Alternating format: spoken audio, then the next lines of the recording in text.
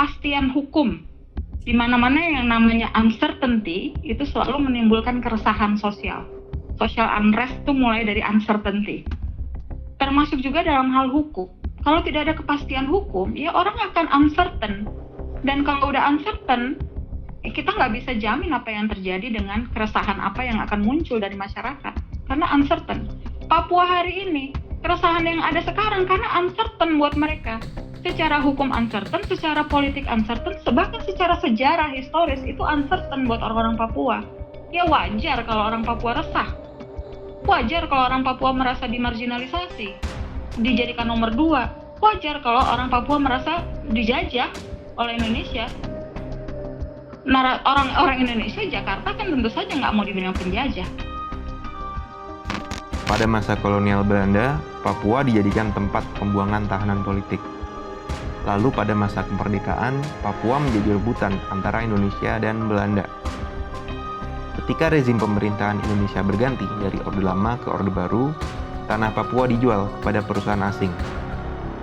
Sementara itu, referendum yang dulu pernah dijanjikan kepada rakyat Papua dilakukan dengan tekanan dan ancaman. Bagaimana rasanya menjadi orang Papua di Indonesia? Kami berbincang dengan John Gobay, Ketua Aliansi Mahasiswa Papua, untuk mengetahui jawabannya. Halo John. Halo Afi. Boleh cerita dikit nggak soal masa kecil dan ketika hidup di Papua? Masa kecil saya itu dilahirkan oleh keluarga yang sederhana. Bapak saya guru, ibu saya ibu rumah tangga, pekerjaannya paling urus rumah kebun gitu. Tempat saya tinggal, saya dilahirkan, tinggal terus bertumbuh semakin dewasa itu di daerah pegunungan, namanya Paniai. Sekarang sudah jadi Kabupaten Paniai. Aktivitas saya paling setelah pulang sekolah, naik ke gunung, main di pohon. Begitu aktivitas setiap hari bersama teman-teman yang lain, teman-teman seusia saya. Tapi situasi tahun itu sampai tahun 2000 itu kami tidak kenal yang namanya mobil. Masih di pedalaman itu. Mobil, jalan yang apalagi listrik. Sesuatu yang baru, yang agak modern itu mungkin sekolah sama buku-buku yang ada di sekolah, gambar-gambar. Tapi suatu pengalaman yang sulit saya lupakan tuh, sampai sekarang masih hangat dalam saya punya ingatan. Waktu itu kami masih aktif di sekolah. Lalu tiba-tiba ada banyak tentara yang datang di tempat kami itu, di sekolahan itu. Lalu guru-guru itu disuruh keluar semua. Disuruh tahu persoalannya apa.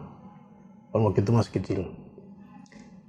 Lalu jarak 100 meter kalau nggak salah itu dari halaman sekolah itu ada parit got. Mereka disuruh tidur di situ, direndam. Got yang penuh kotoran malah di situ. Guru-gurunya. Nah, bapak saya cerita kalau itu kelompok Raja Wali operasi.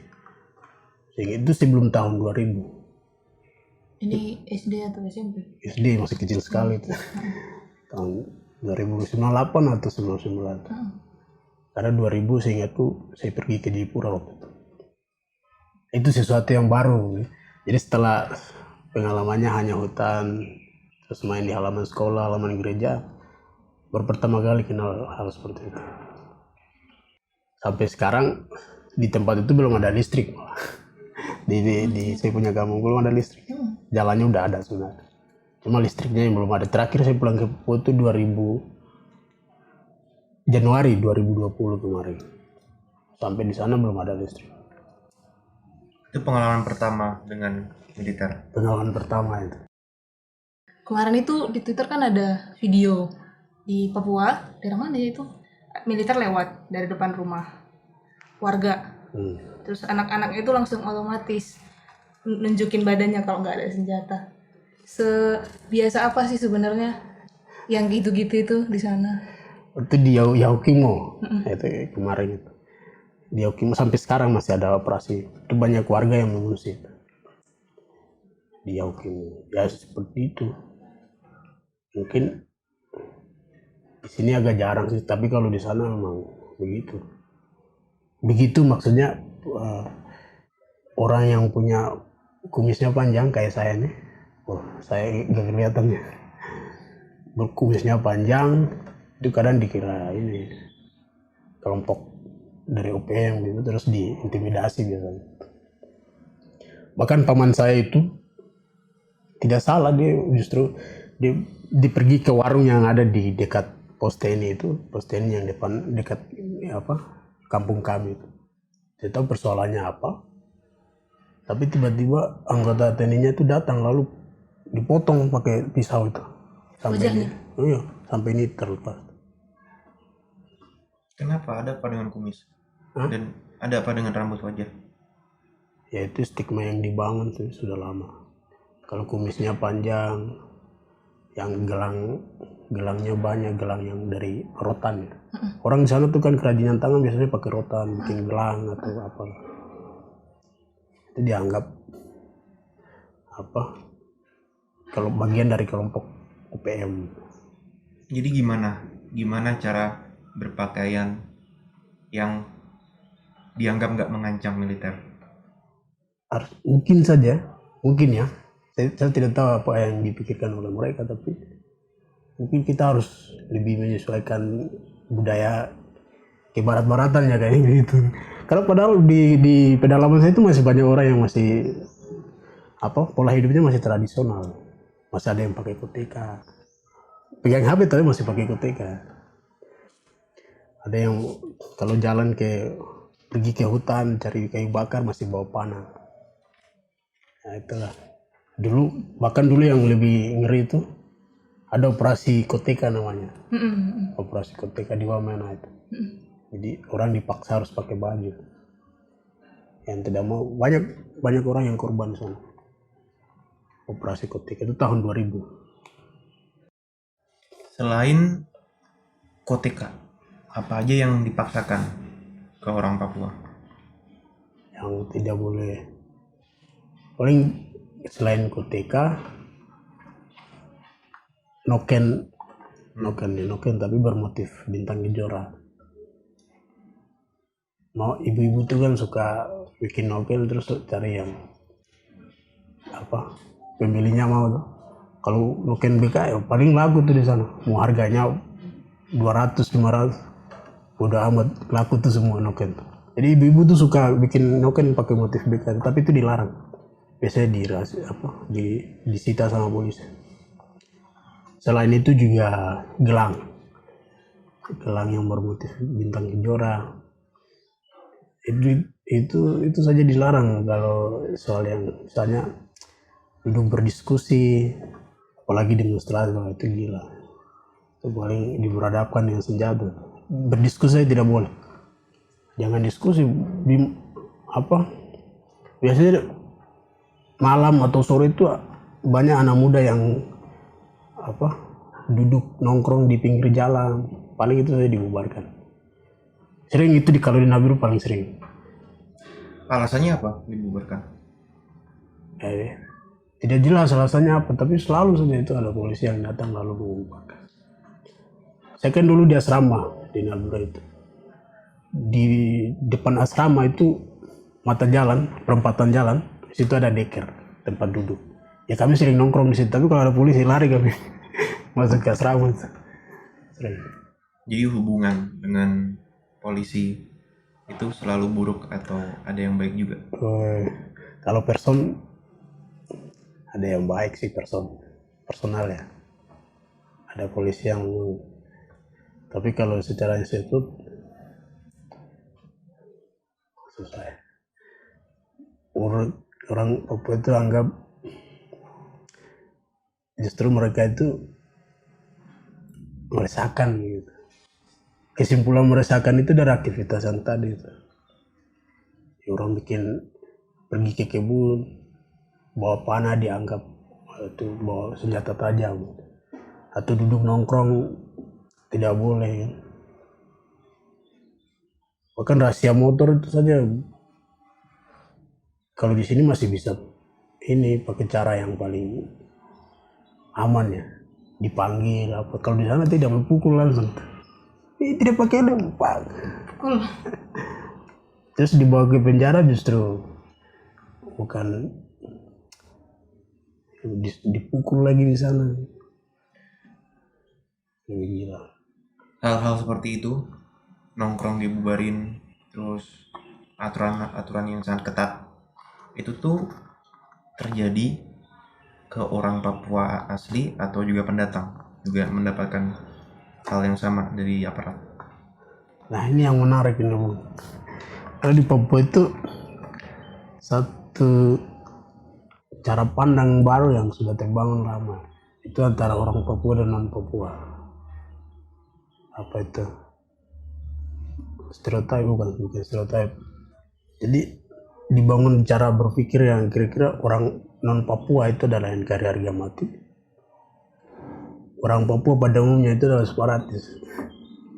Pada umumnya, siapapun yang berkulit Papua. Nah, itu cara pandang baru yang sudah memang lama terbangun di Papua. Jadi lebih banyak yang mendapatkan kekerasan secara verbal juga fisik, diskusi dibubarin apa, itu didapatkan oleh orang-orang Papua, lebih banyak dialami oleh orang Papua. Jadi itu juga yang memperkuat cara pandang itu, yang cara berpikir yang justru yang menguatkan itu, karena dianggap sebenarnya mungkin ini yang menjadi rasisme itu paling kuat di Papua karena antara hitam dan putih. Kalau dari kasat mata lebih banyak yang alami kekerasan, yang mendapatkan diskriminasi justru lebih kepada orang-orang Papua yang kulitnya hitam, gelap, rambutnya yang keriting. Bahkan sampai itu sudah mengakar sampai di pikiran masyarakat itu, masyarakat di Papua itu dianggap bahwa pendatang itu NKRI. Orang Papua ya kita ini sudah separatis, apa orang terjajah.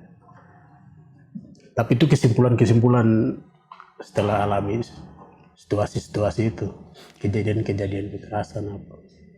Berarti orang Papua tuh mengalami rasisme di tanah mereka sendiri. Berarti gimana hubungan orang-orang Papua dan pendatang di tanah Papua? Sebenarnya kalau saya ambil contoh di Kaimana ya. Kaimana itu didominasi oleh agama Kristen sama Islam. Di Fak-Fak, di Kaimana juga. Kalau saat Natal ku pergi ke sana, yang membantu mendekorasi gereja, mempersiapkan segala sesuatu dalam acara Natal, itu banyak orang-orang Muslim. Begitu juga saat hari raya Muslim. Atau di kota-kota besar seperti di Nabire. Sampai sekarang saya justru lebih dekat sama saya punya teman-teman non Papua kah. Tapi sangat akrab, sangat dekat. Saking ya sudah lama kami hidup bersama di situ. Bahkan masa kecil, masa remaja menghabiskan waktu bersama-sama. Sebenarnya kalau dari segi hubungan antara masyarakat itu justru baik-baik saja sebenarnya. Tapi itu tadi cara pandang baru yang mulai muncul itu yang justru memicu perpecahan atau begini, dia membangun sekat antara mana kulit hitam, mana kulit putih, mana orang pendatang, mana orang Papua. Itu tidak hanya masif oleh spanduk itu, tapi ada koran cetak, media cetak di Papua itu justru yang memihaki masyarakat, berita-berita yang justru tidak tendensius atau apa ya bahasanya, yang netral itu jarang kita ketemu di Papua. Adanya yang gimana? Wah ya justru yang lebih mendukung kerja-kerja pemerintah misalkan, atau berita-berita yang provokatif itu paling banyak di Papua. Kapan kamu sadar bahwa kulitmu itu menjadi medan konflik? Sebenarnya kesadaran itu mulai ditanamkan sejak awal saya pertama kali ketemu TNI.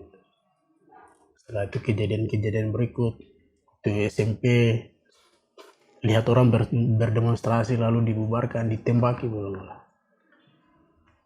Waktu SMA lihat si punya kawan-kawan juga ada yang masuk penjara. Sejak itu kesadaran bahwa ini ada yang tidak beres ini, itu sudah mulai muncul. Ya, karena kalau cerita pengalaman dengan orang tua saya, itu mereka bilang ya kami kenal Indonesia itu ABRI, wajahnya ABRI. Sebelum 2000-an, tahun 90-an itu kan lebih banyak operasi militer. Sebelum waktu Soeharto berkuasa ya 32 tahun.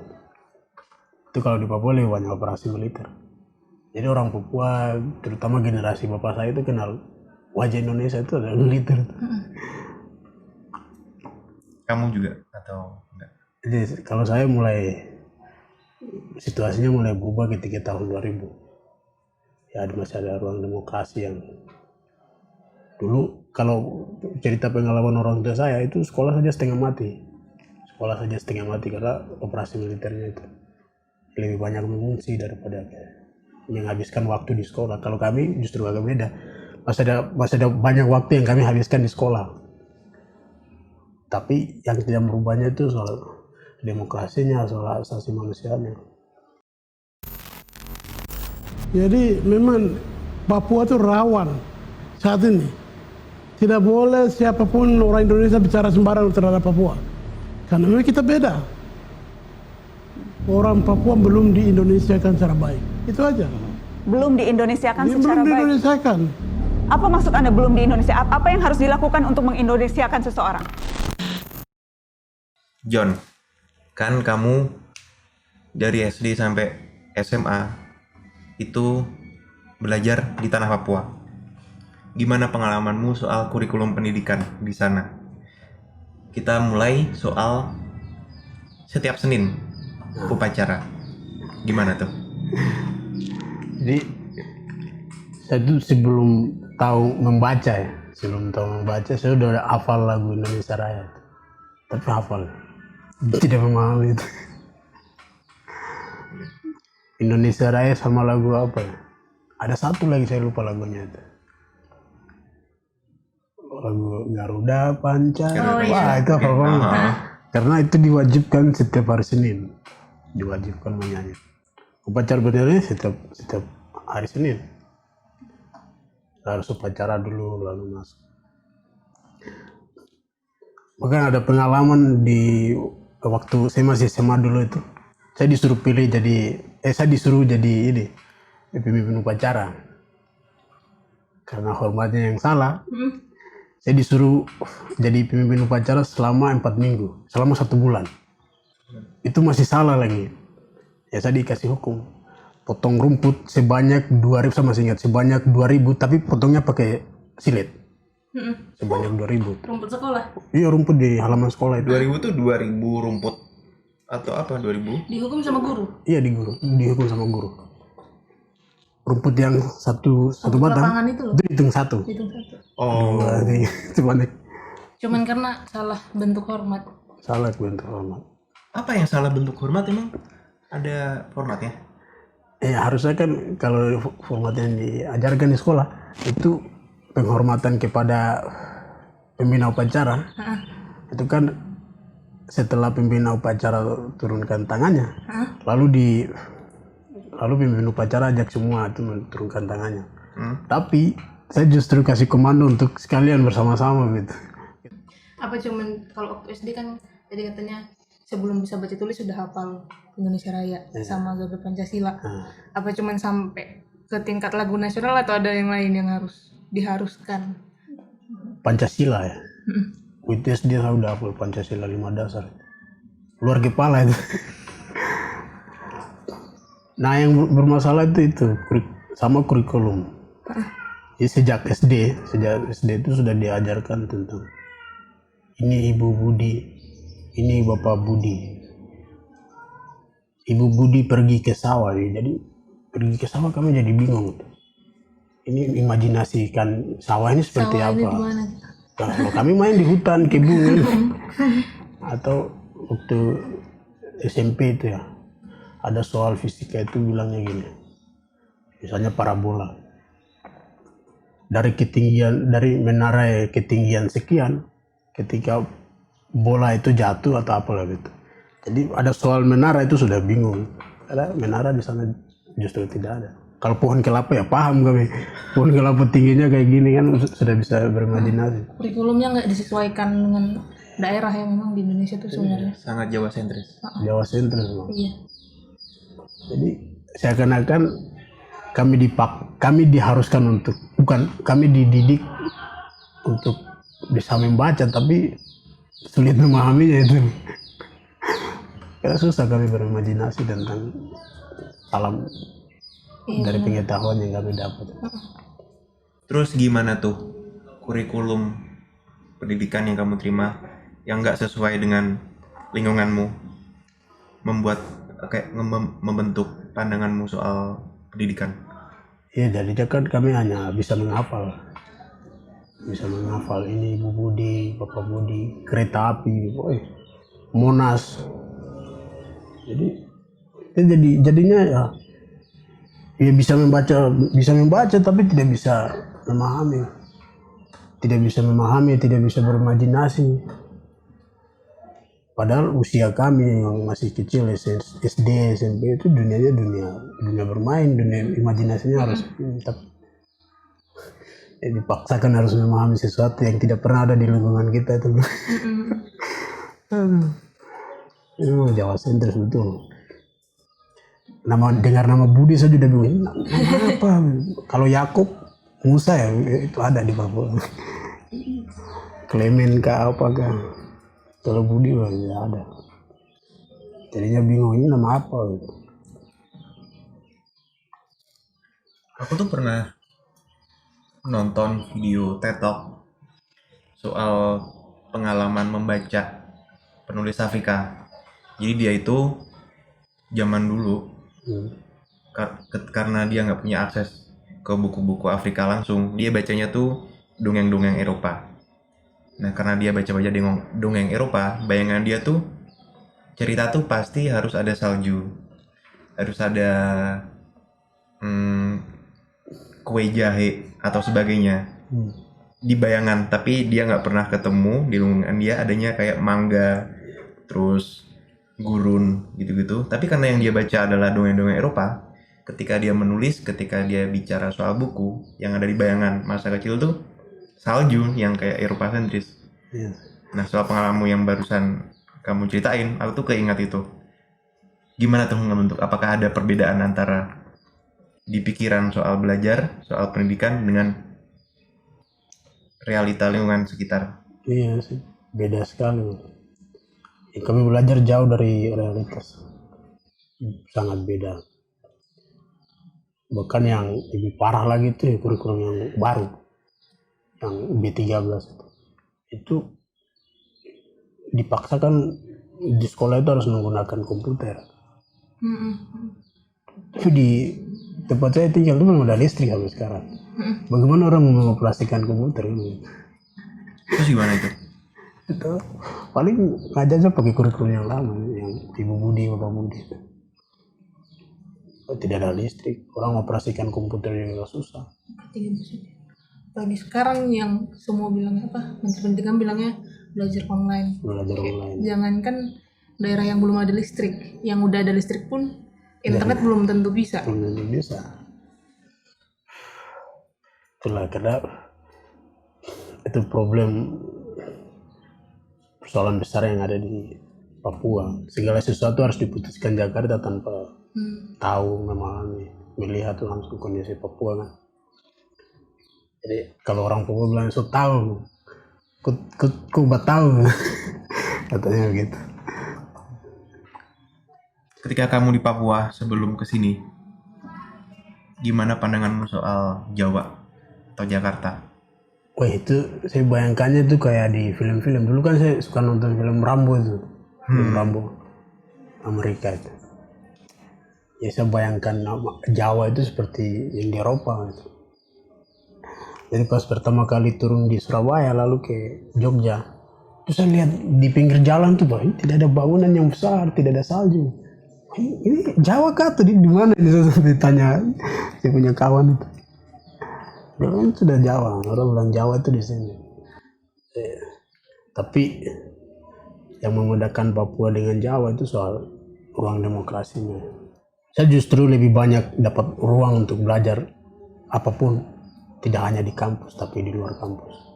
Bisa ketemu teman-teman dari Jawa, Kalimantan, bisa berdiskusi, bahkan ikut demonstrasinya tidak ada penangkap, bahkan jarang ada penangkapan, paling dihadang apa.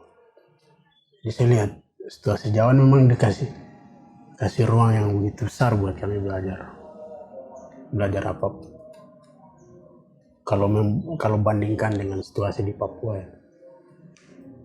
Karena di Papua ada kampus, ada universitas di Papua Barat, tapi aktivitas yang bersifat akademis, misalnya diskusi apa itu justru dibatasi, kecuali diskusi yang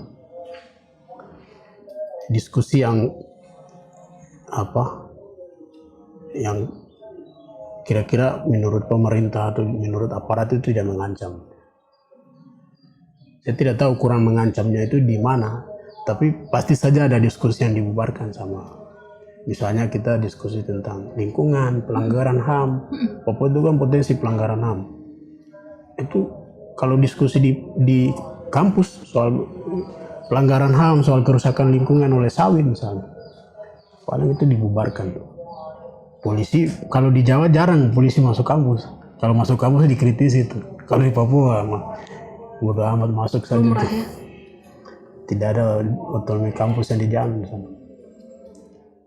Bahkan penembakan bisa terjadi di dalam lingkungan kampus. Di gedung kuliah. Iya.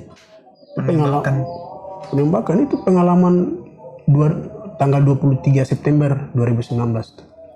Itu penembakan, penangkapan itu terjadi di halaman kampus. Di Uncen. Rektornya izinkan. Kan polisinya bilang itu diizinkan sama rektor untuk amankan pendemo. Padahal itu mahasiswa semua. Ya itu bedanya Jawa dengan Papua. John, ceritain dong pengalamanmu datang ke Jawa. Sebenarnya saya itu orang yang salah satu anak muda Papua yang beruntung karena bisa sampai di Jawa kuliah. Karena banyak teman-teman seumuran saya itu yang tidak sekolah di Papua, tidak mendapatkan pendidikan yang baik. Kalangan ini mereka disebut Aibon. Aibon itu stigma sosial. Bagi mereka yang tidak sekolah, pengangguran, pekerjaannya nggak jelas. Nah saya itu bisa sekolah karena bapak saya itu PNS, Pak Guru. Jadi ada punya penghasilan yang bisa biayai. Nah sampai di Jawa, saya mendaftar di 3 universitas di Jogja itu. Yang pertama itu Sekolah Tinggi Teknologi Nuklir, STTN. Nah, tapi di sana tidak diterima 2014. Alasannya karena pendaftarannya sudah tutup. Padahal saya cek di online itu masih buka, saya masih bisa daftar. Waktu itu saya daftar di gelombang kedua kalau nggak salah, tapi tidak diterima. Nah di 2015 saya coba mendaftar di kampus itu lagi di STTN, Sekolah Tinggi Teknik Nuklir itu. Nah ternyata saya mendapat jawaban yang berbeda, katanya dari Papua, Kalimantan sulit diterima di sana karena itu wilayah konflik. Oh itu langsung dikasih tahu karena dari Papua yang kedua kali. Yang kedua kali dikasih tahu kalau dapat. Wow. Terus setelah itu 2014 tuh selain di STTN saya juga mendaftar di PGRI, sekolah guru di sana. Saya diterima di jurusan FKIP, Fakultas Keguruan Pendidikan Sejarah. Nah selain mendaftar di universitas, yang agak sulit ini soal kos-kosan nih Bang. Cari kos-kosan setengah mati di Jogja itu. Biasanya di kos-kosan tuh ada papan terima kos gitu. Terima kos, ada kamar yang kosong. Tapi begitu tanya, saya tahu karena lihat mahasiswa timur Papua atau apalah alasannya. Nanti dibilang, wah sudah full, kemarin sudah diisi katanya. Iya. Ada juga itu kos-kosan yang memang dikhususkan untuk muslim. Iya, benar. Jadi memang agak susah. Karena saya dapat pesan dari kakak saya yang pernah kuliah di Jogja waktu itu. Dibilang semester 1 dan semester 2 kau harus fokus kuliah. Sehingga baiknya biar ada fokus, baiknya kau tinggal di kos saja setahun atau 2 tahun. Jadi saya pegang itu, pesan itu. Jadi selama 1 tahun aktivitasnya selain pergi ke kuliah, cari kos-kosan. Tapi sulit semua. Berapa lama nyari kosan? Hampir 1 tahun itu. Nggak dapat. Nggak dapat. Jadi selama setahun itu tinggal di asrama. Tinggal di asrama. Itu jaraknya jauh. Saya tinggalnya di Kelebengan, di daerah UGM itu. Iya, Kelembangan. Terus sekolahnya kampus saya itu di Jalan Wates itu. Belakang 0 km lewat lagi Iya, ke jauh belakang. banget itu. Jadi pulang balik tiap hari. Cari kos-kosannya sulit. Habis itu dapat. Nah, sampai sekarang belum dapat. Karena kos-kosan di Jogja tuh banyak banget. Banyak banget. Kalau lo kok jelasin dulu kalau lo juga perantau Kan kuliah di Jogja. Gimana pengalaman lo cari kosan? dulu tuh nyampe Jogja tuh karena gue sendiri berangkatnya, karena gue belum tahu gimana cara nyari kosan, gue tuh memutuskan untuk pragmatis aja langsung ke asrama UGM-nya gitu kan. Terus tapi terasa sih, maksudnya ada beberapa kosan yang khusus muslim, jadi ada pilihan-pilihan kosan yang langsung keluar dari pilihan gue kan buat jadi kosan gitu. Cuman ya udah biasa aja sih kalau masalah kosan muslim tuh gue ngerasa biasa aja karena nggak tahu kok gue ngewajarin ya. Gue ngerasa wajar aja ada kosan yang dikhususkan untuk muslim atas nama moral mungkin gitu kan. Maksudnya supaya memudahkan anak kosan, ibu kosannya ini mungkin menjaga kualitas anak kosannya dia gitu kan. Kualitas pakai kutip barusan. Iya, kualitas pakai kutip. Kan lebih gampang kalau ada standar agamanya kan, penampilan begini segala macam. Itu sih. Kesulitan nggak? Ada kesulitan?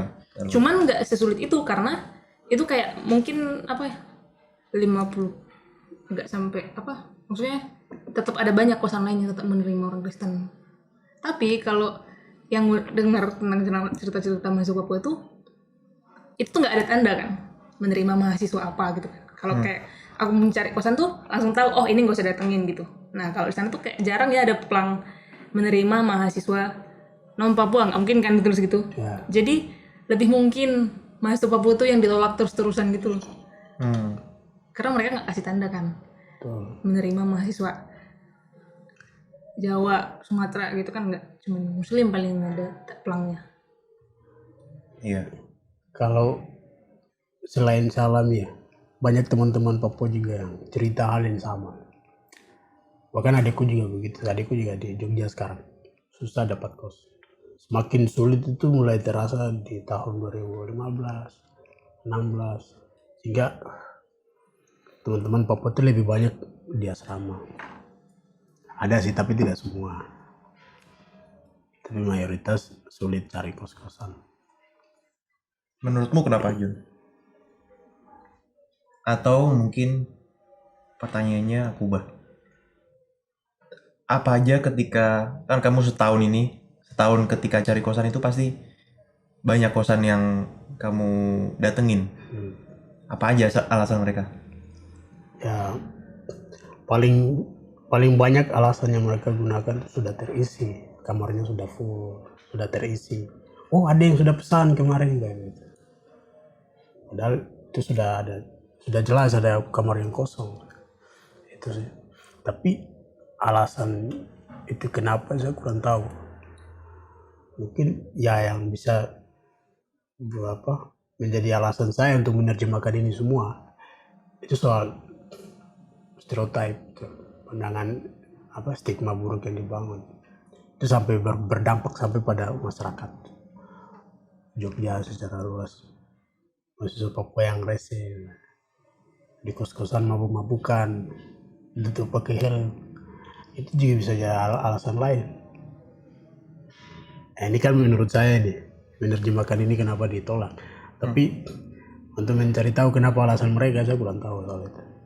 Tapi banyak kawan-kawan Papua yang alami hal itu, penolakan. Tapi emang kuat banget sih stigma Papua tuh rusuh gitu. Makanya sampai kos-kosan tuh sangat susah buat orang Papua. Kayak mahasiswa Papua tuh kalau berkumpul pasti warga lokal tuh nilainya liatnya wah bakal rusuh nih gitu. Atau misalnya gue pernah sekali waktu di Jogja itu lewat Malioboro naik taksi, tapi lagi ada aksi kan, nggak ada mahasiswa Papuanya. Terus supir taksinya apa ya bilang, ya biasalah mbak, orang Papua gitu, lagi rusuh gitu. Kan lo 4 tahun kuliah di Jogja. Berapa kali lo ngelihat mahasiswa Papua kumpul, dan dari jumlah itu berapa yang rusuh? Cuman sekali itu sih yang pernah naik taksi, itu masih maba. Setelah itu ketemu mahasiswa Papua tuh didiskusi sebenarnya, jadi udah nggak pernah lagi setelah itu ketemu yang dikatain rusuh. Berarti dari sekian pertemuan lo dengan mahasiswa Papua cuma satu aja kan yang rusuh? Dan itu sebenarnya bukan rusuh, itu demo kayak biasa ya sebenarnya. Di Malioboro. Di Jogja kan Malioboro tuh tempat demo ya, dan bukan rusuh sebenarnya mas, istilahnya kayak itu tuh cuman jalannya ketutup dikit karena ada banyak orang. Tapi bahasa yang dipakai adalah banyak mahasiswa Papua rusuh gitu. Padahal demo tuh di sana hal biasa ya di jalan itu Malioboro. Malioboro itu tempat demonstrasi. Titik nol. Petani, musliman, pedagang kaki lima, Papua, Aceh, demonya di situ pasti. Undang-Undang Dasar Negara Republik Indonesia tahun 1945 pembukaan bahwa sesungguhnya kemerdekaan itu ialah hak segala bangsa. Oleh sebab itu, maka penjajahan di atas dunia harus dihapuskan karena tidak sesuai dengan pri kemanusiaan dan pri keadilan. Ketika kuliah, kapan gabung AMP? Saya gabung di AMP itu 2014. Jadi pas dari Papua tiba di Jogja itu bulan Juni ya, kayak bulan Juni. Bulan Agustus tanggal 15 itu sudah ikut aksi pertama kali. Ikut aksi terus saya orasi di situ. Terus ada kawan setelah aksi, ada kawan Papua yang datang bilang, beritahu saya kalau akan ada rekrutmen organisasi, kalau mau ikut boleh. Ya udah saya ikut aja. Jadi sejak awal tiba di Papua saya udah gabung di AMP, belajar di sana. AMP itu apa sih? AMP itu Aliansi Mahasiswa Papua. Dia berbicara soal, kalau dari segi tuntutannya lebih ke Papua, tapi isu-isu yang diangkat soal militerisme, soal perampasan lahan, soal kerusakan alam yang berdampak langsung kepada ketahanan manusia misalnya, semua. Dan itu tidak dibatasi hanya di Papua, Jawa. Bahkan kami juga bersolidaritas ke warga Venezuela misalnya kemarin, tidak hanya di Indonesia. Buruh yang di PHK kami bersolidaritas. Tapi tuntutan utamanya soal Papua, karena di Indonesia yang paling ekstrem Papua. Apa tuntutannya? Hak penentuan nasib sendiri. Karena kami anggap itu tuntutan yang paling demokratis yang dijamin oleh undang-undang nasional. Ini ratifikasi dari undang-undang internasional tuh, soal hak sipil politik dan budaya, sosial budaya. Menurutmu bagaimana selama ini Jakarta memperlakukan Papua? Jakarta itu suka menentukan kebahagiaan orang Papua. Ini abstrak ya, apa-apa ya abstrak. Nanti kita jelaskan. Suka menentukan kebahagiaan orang Papua tanpa tahu kebahagiaan orang Papua itu ada di mana. Misalnya pengangguran di Papua, itu Jakarta menganggap ini akan selesai dengan pembangunan jalan misalnya. Atau pelanggaran HAM itu akan selesai dengan cara memodernisasi Papua. Padahal justru pembangunan infrastruktur itu juga mengakibatkan pelanggaran HAM yang panjang di Papua. Pembangunan jalan yang dipekerjakan oleh tentara, di sisi lain juga masif masuk perusahaan-perusahaan asing, juga perusahaan nasional, dan itu akan berdampak langsung kehilangan kerusakan alam, kehilangan ekosistem, hewan, bahkan pada manusia. Hutan sagu hilang, dibabat habis oleh kelapa sawit misalnya, di Asmat itu, di Merauke. Lalu warga di Merauke itu terpaksa harus makan beras karena hutan sagunya udah hilang. Dan itu berdampak langsung kepada ketahanan tubuh. Banyak gizi buruk karena pergeseran pola makan. Gizi buruk, campak, dan yang izinkan perusahaan itu negara. Beras itu ditanam sendiri atau beli dari luar? Di kota kan dipasok. Di Papua kan belum ada. Sekarang sudah dibangun, tapi itu hanya di Merauke. Pangan nasional itu. Tapi mayoritas orang Papua itu makanya ini bergantung kepada alam, misalnya sagu, umbi-umbian, belum mengenal yang namanya sawah. Jadi kalau soal beras biasanya dari Jakarta dikirim ke Papua lalu masyarakatnya beli. Dan itu perlakuan Jakarta terhadap Papua. Diksi yang sering digunakan oleh Jakarta itu soal kesejahteraan dan pembangunan. Sebenarnya itu muatannya itu modal, investasi ya. Muatannya itu pengiriman militer. Pasti itu terjadi pelanggaran HAM di Papua. Ya muatannya aja itu. Militer dikirim supaya pembangunan perkotaan itu dilakukan. Jika ada warga yang protes, itu di stigma separatis lalu direpresi. Kamu pernah nggak di stigma separatis? Ya kalau di AMP pastilah. Kemarin 2019 dibilang sama Pandam Cendrawasih, AMP ini dalang dari semua. Apa aja sih aktivitas AMP? Diskusi, aksi, solidaritas. Aktivitas kami yang paling utama selain diskusi itu soal bangun solidaritas, meyakinkan kepada siapapun bahwa semua pelanggaran HAM, perampasan lahan, apapun itu tentang penindasan sebenarnya bisa diakhiri dengan cara perlawanan. Dan tidak mungkin akhiri sendiri kan, atau tiba-tiba kedamaian turun dari langit, tidak mungkin. Kamu percaya tidak soal itu? Menurut kamu bagaimana soal itu? Tiap hari kami hidup di bawah tekanan militer, tapi tidak pernah diberitakan. Soal rasisme di Surabaya saja informasinya tidak berubah. Dibilang Papua rusuh, Metro TV waktu itu. Padahal yang bikin rusuh bukan orang Papua, bukan pendemo. Pendemo melakukan aksi dengan cara yang paling damai. Ya harusnya tugas wartawan yang investigasi itu sampai di lapangan. Tapi kan waktu itu internet juga dimatikan semua. Jadi memang agak sulit akses informasi dari Papua sama. Kamu ketika internet dimatiin itu posisi di Jawa, Jogja, di Jakarta posisinya. dapat kabar nggak dari keluarga di? Tidak sama sekali. Tidak hanya internet, jaringan telepon juga dimatikan. Jadi nggak bisa dapat kabar ya kemarin tuh di rumah. Jadi nggak bisa selama berapa minggu itu. Sejak tanggal berapa tuh internet dimatikan? Agustus akhir kalau nggak salah. Itu sudah dapat kabar.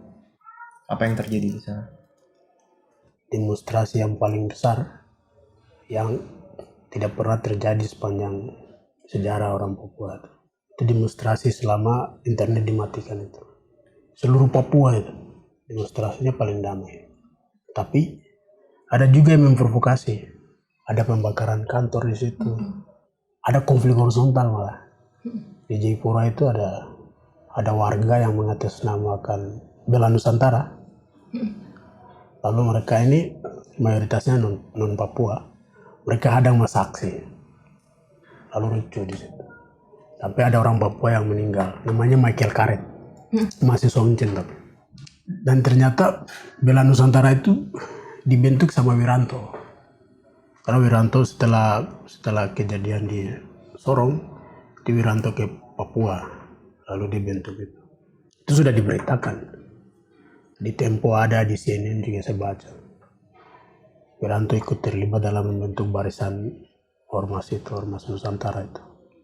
Bela Nusantara. Bela Nusantara tapi reaksioner. Gimana sih perasaan, apa yang kamu pikirkan ketika ada Bela Nusantara, NKRI harga mati, Sa Papua Sa Indonesia, pesan-pesan yang uniting kayak gitu tuh gimana sih dampaknya ke perjuangan kalian AMP? Ya sebenarnya semangat semacam itu dibangun. Misalnya bela Nusantara. Mau apa yang mau dibela? Nusantara. Atau bela NKRI. Yang mau dibela apa? Ternyata itu semangat-semangat yang dibangun oleh, menurut saya itu dibangun oleh penguasa. Supaya menarik perhatian atau apa istilahnya itu, memanipulasi semangat warga, semangat rakyat Indonesia untuk mendapatkan partisipasi kepada orang-orang itu, orang-orang brengsek itu. Nyatanya soal perampasan lahan, soal kehidupan soal kemiskinan, soal pengangguran tidak hanya di Papua, justru di mana-mana di Indonesia itu terjadi. Jadi semangat-semangat itu memang sengaja dibangun supaya ada kelompok, supaya ada masyarakat yang tertindas itu terkelompok-kelompok dalam semangat yang dibangun itu. Papua, NKRI. Ngomongin tentang yang internet dimatiin tadi itu, kan akhirnya orang Indonesia kan nggak tahu ya tentang apa yang kejadian waktu internet mati itu kan, karena informasi dibatasin, dikit kan sebenarnya berita tentang kita dari situ. Ini pengalaman kita yang pernah nulis artikel pamflet itu. Ya. Terus kemarin kan banyak kan berita tuh bilangnya di Papua tuh lagi ada rusuh konflik horizontal gitu kan. Nah, waktu setelah Black Lives Matter itu naik, kan kita jadi banyak kan yang kampanye Papua Lives Matter gitu. Orang-orang Indonesia juga banyak bikin artikel. Terus kita bikin artikel tentang gimana caranya membantu untuk menyuarakan Papua Lives Matter. Menjadi sekutu yang baik. Iya, kita cuma bilang tentang gimana menjadi sekutu yang baik. Baca berita berimbang gitu. Bantu orang Papua menyebarkan aspirasinya. Gitu-gitu doang kan. Terus ini ya, khas dari masa-masa sekarang kan buzzer. Buzzer itu kan mantap banget. Menghabiskan semua kampanye-kampanye kan. Nah, caranya mereka tuh ini bilangnya gini, membuat orang Indonesia tuh bersalah kalau ngomong kayak kalian tuh jangan ikut-ikutan bikin rusuh. Kalian nggak tahu apa kalau kalian ngomong gini itu bisa bikin orang Papua di sana terancam bahaya loh. Jangan lupa kemarin tuh ada masalah konflik itu korban jiwanya sampai segini. Jadi cara memecahnya tuh gitu juga. Kayak dia mau buat kita orang Indonesia yang nggak tahu tentang berita di Papua itu jangan juga ikut ngomong tentang Papua. Karena kita nggak tahu, karena kita bisa membuat kondisi di sana makin parah. Kayak di balik konflik yang dihadapi orang-orang Papua di tanah mereka tuh ada perang informasi untuk yang dihadapi orang-orang sekutu, orang-orang Indonesia yang mencoba bersolidaritas dengan orang-orang Papua gitu. Jadi kayak informasi tuh bisa jadi senjata. Dan kita diserang buzzer sebenarnya. Iya, kita diserang buzzer. Ketika artikel itu terbit. Dulu tuh aku waktu kuliah tuh selalu dibilang gini, kalau ngomongin tentang Papua, jangan tanya ke orang Papua gimana caranya buat apapun lah. Karena yang bikin yang punya privilege itu kita. Misalnya ini konteks Jogja ya, masalah kosan. Jangan tanya orang Jogja gimana supaya dapat kosan. Tanyakan sama kita, orang yang punya privilege, yang punya akses ini, gimana caranya kita bisa bantu mengubah sistem yang rasis ini gitu. Misalnya kita mahasiswa ya, misalnya mahasiswa Jogja misalnya yang udah dapat kosan, mulai ngomong ke ibu kosan, Bu sebenarnya nggak apa-apa loh punya anak kosan itu orang Papua. Sebenarnya stigma itu salah loh Bu. Mahasiswa Papua tuh kesini buat belajar, sama aja kayak saya gitu. Kami sama-sama mahasiswa FIB nih, pelajaran kami sama. Kami kesini datangnya buat sekolah, nggak ada yang beda. Betul. Gitu. Jadi tuh pemberatannya adalah tugasnya tuh di kita yang punya akses buat ngomong sama kita. Kita yang punya privilege bisa jadi tameng perjuangan. Iya. Kayak bisa dimulai dari hal kayak gitu. Kalau di Jogja ini konteks Jogja yang masalah kosan. Ya. Mungkin dalam hal Papua secara luas, mungkin kita paling lemah-lemahnya iman adalah mulai ngomong ke teman dan di rumah kita ya, keluarga gitu, tentang pemahaman kita tentang Papua itu apa gitu. Mulai ngomong tentang rasis itu salah gitu. Nggak cukup Jangan untuk jadi rasis. nggak jadi rasis, tapi kita harus jadi anti rasis. Kalau dulu zaman Indonesia lagi berjuang melawan Belanda itu, sebenarnya yang melancarkan perlawanan terhadap Belanda itu tidak hanya orang Indonesia. Ada solidaritas dari orang-orang Belanda di Belanda, juga di Indonesia. Kemerdekaan Timur Leste juga tidak hanya orang-orang Timur Leste yang berjuang. Ada orang Indonesia yang berjuang. Orang-orangnya masih hidup. Kemerdekaan Vietnam itu juga tidak hanya orang-orang Vietnam yang berjuang.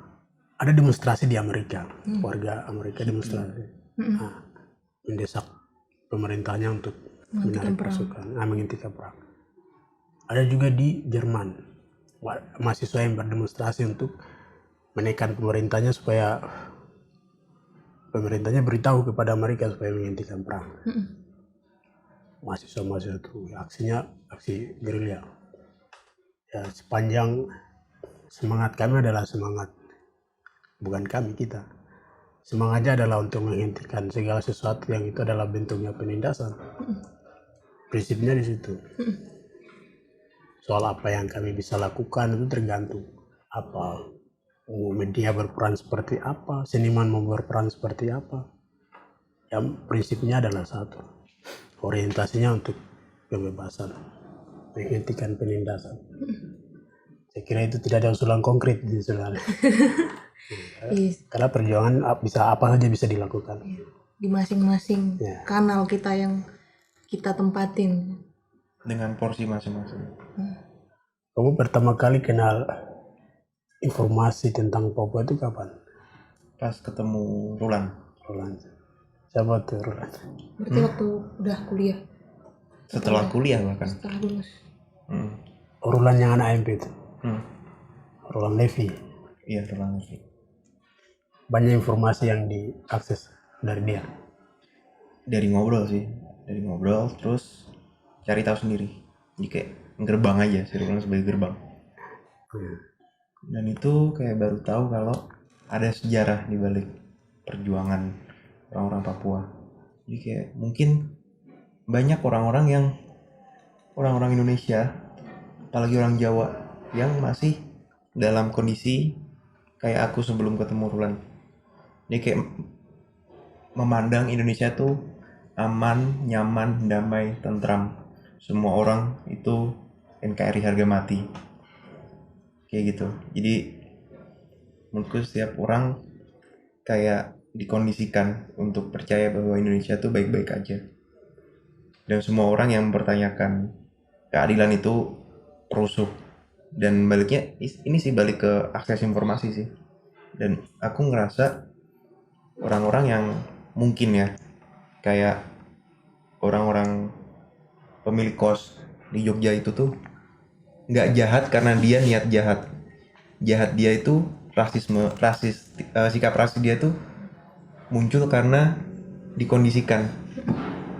Gimana dia hidup, gimana dia tumbuh sampai ada pengalaman rasis tuh nggak secara bebas memutuskan untuk dia rasis, tapi karena ya dia dapatnya informasi kayak gitu. Dia merasa itu tuh hal yang seharusnya kayak normal dia itu emang anak Papua perusuh. Jadi kayak ada musuh, ada apa ya? Banyak kalau wayang tuh ada dalangnya yang membikin orang-orang tuh memandang orang Papua emang bikin rusuh. Jadi dia nggak punya pengalaman sebelumnya, belum terbuka lah mungkin. Kalau yang kurefleksikan sih dari belajar 12 tahun SD sampai SMA tuh 12 tahun kan ya. SD sampai SMA tuh, ini konteksnya aku belajar di Sumatera ya. Tentang Papua tuh mentok cuman tentang Indonesia itu indah, kita beragam dari mulai Sabang sampai Merauke. Kita negara yang luas dan kaya, gitu. Kita orang-orangnya beragam gitu. Cuma sampai situ. Informasinya titik sampai situ. Paling kalaupun ada sejarah tuh waktu SMA tentang gimana perjuangan Indonesia merebut Papua dari Belanda. Tapi itu aku ingat cuma setengah halaman di buku sejarah, aku ingat itu aku baca. Udah berhenti sampai situ. Terus udah nggak ada lanjutan kalimat. Gimana kondisi Indonesia yang beragam ini hidup di bawah Indonesia ini, gitu kan. Jadi kita informasi itu cuma sampai situ aja. Nggak diajak buat tahu pengalaman hidup kita Indonesia dari Sabang sampai Merauke ini gimana di masing-masing tempat gitu.